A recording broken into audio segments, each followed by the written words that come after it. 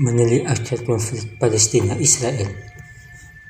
Menjelang Hari Raya Idul Fitri 1442 Hijriah, konflik antara Palestina dengan Israel kembali memanas. Eskalasi konflik bermula dari upaya Israel menggusur paksa warga Palestina yang bermukim di Sheikh Jarrah, Yerusalem Timur. Warga pemukiman itu merespon dengan unjuk rasa yang dibalasnya blokade oleh polisi Israel dan ancaman pengusiran kepada siapapun yang terlibat unjuk rasa. Ketegangan semakin meningkat pasca kerusuhan yang terjadi di Masjid Al-Aqsa ketika polisi Israel membubarkan warga Palestina yang tengah melaksanakan sholat tarawih.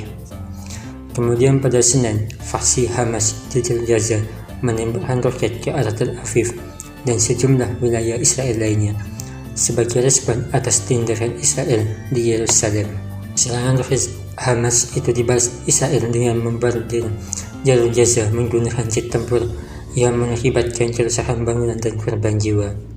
Akibat konflik yang baru ini terjadi, sedikitnya 35 warga Palestina tewas di Jalur Gaza dan ratusan lainnya terluka saat kerusuhan di Masjid Al-Aqsa.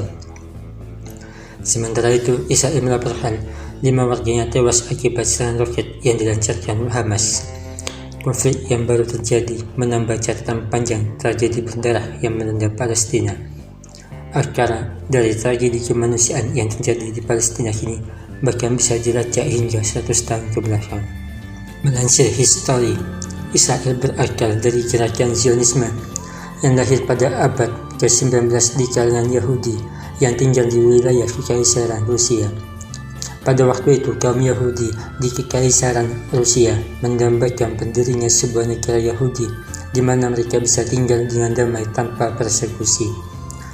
Pada tahun 1896, Theodore Herz, seorang jurnalis Yahudi Australia, merilis pamflet berjudul Negara Yahudi yang menyebutkan bahwa berdirinya negara Yahudi adalah satu-satunya cara untuk melindungi kaum Yahudi dari persekusi dan antisemitisme. Herz kemudian menjadi pemimpin gerakan Zionisme dan menggelar Kongres Zionis pertama di Swiss. Pada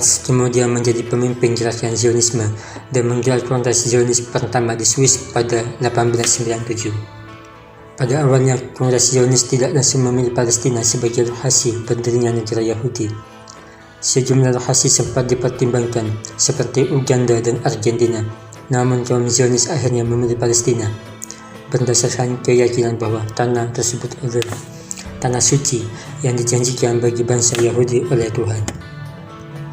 Pasca keruntuhan Kesultanan Ottoman 1914, Kerajaan Inggris mengambil alih kekuasaan atas tanah Palestina sebagai bagian dari perjanjian Sykes-Picot 1916. Perjanjian tersebut merupakan kesepakatan antara Imperium Inggris dan Prancis yang sepakat untuk membagi wilayah Timur Tengah berdasarkan kepentingan mereka.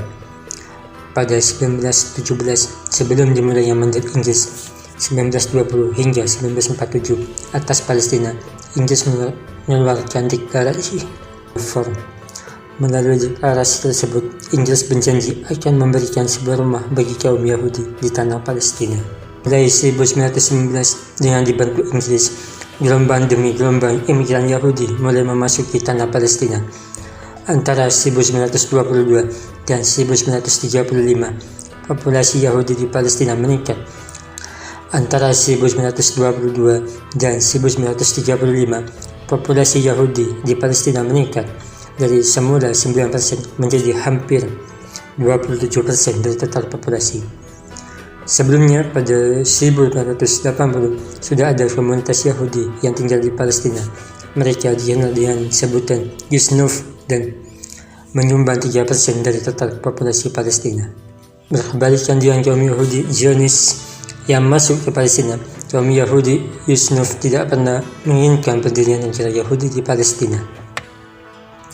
Di sisi lain, jumlah imigran Yahudi yang memasuki Palestina kian pertama setelah Nazi, pimpinan Adolf Hitler mengambil alih Jerman dan memulai kebijakan antisemitisme. Antara 1933 dan 1936, sekitar 30.000 hingga 60.000 kaum Yahudi Eropa tercatat memasuki Palestina.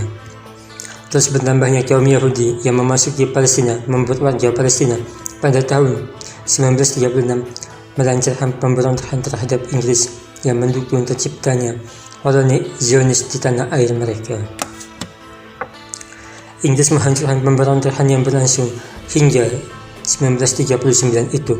Mereka menghancurkan sedikitnya 2.000 rumah warga Palestina dan memasukkan 9.000 warga Palestina ke kamp konsentrasi di mana mereka diinterogasi dan disiksa. Pada akhir pemberontakan itu, sedikitnya 10% populasi pria Palestina telah terbunuh, terluka, diasingkan atau dipenjara. Pasca pemberontakan itu, pemerintah Inggris khawatir akan meletusnya kekerasan antara Palestina dan Zionis.